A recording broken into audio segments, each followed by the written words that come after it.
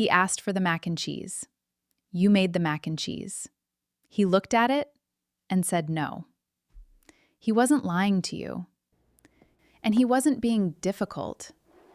He actually wanted it 20 minutes ago. There's one sentence at the end of this video that ends most dinner standoffs. And it's the opposite of what you're about to do. I'm Dr. Sarah. We go past what your child does into what they actually feel.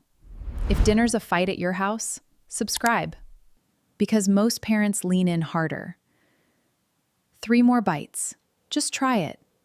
You liked it last week, and every single one of those makes tonight worse. Let me show you what's actually happening on that plate.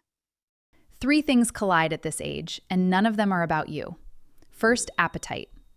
After the first year, growth slows way down. A toddler simply doesn't need what a baby needed, so hunger gets smaller and far less predictable. Some days they eat like a teenager. Some days, 3 crackers and a grape. Both are normal. Second QEP, food neophobia. That's the pullback from unfamiliar food, and researchers describe it as protective. For most of human history, a small, mobile child who ate every new thing they found didn't do well. It's not stubbornness. It's old, built-in caution, and it tends to peak somewhere between 2 and 6. And the third one is the big one, control.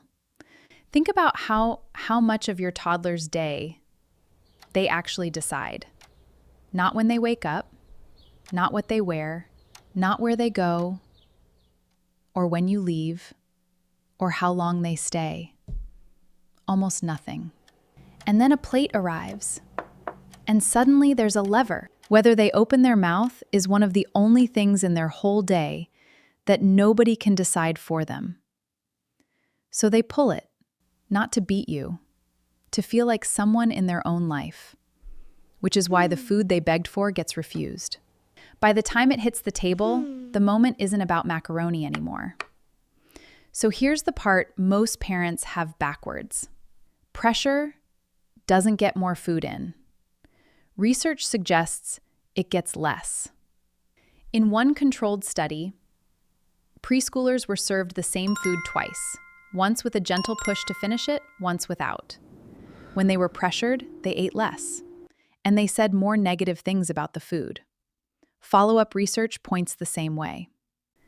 In a University of Michigan study of toddlers, pressuring didn't reduce picky eating a year later, and it didn't change how kids grew.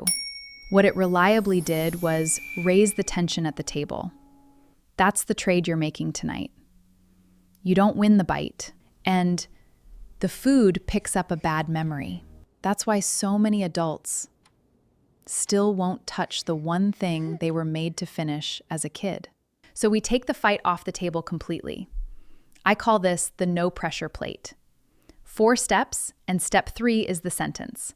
1, split the job. You decide what goes on the plate and when. They decide whether to eat and how much. That's the whole line, and you never cross it. 2, always put one safe food on the plate, something you know they'll eat. Bread, fruit, whatever it is. A new food next to a safe food is an invitation. A new food alone is a test. 3, say it out loud once in a completely flat voice. You don't have to eat it, it's just there. Then turn to your own dinner.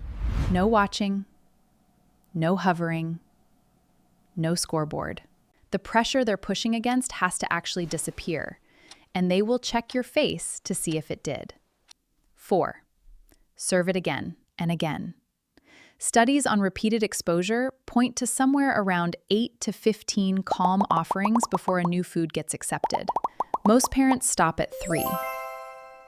The food didn't fail, it just wasn't finished being introduced yet.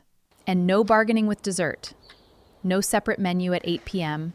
A short order kitchen teaches your child that refusing is how you order. Your toddler can't calm a food fight down on their own. They borrow your calm. That's the whole method. That's the art of containment. One honest note, because this matters. Everything here is about ordinary toddler pickiness. But a few things belong with your pediatrician, not with a video.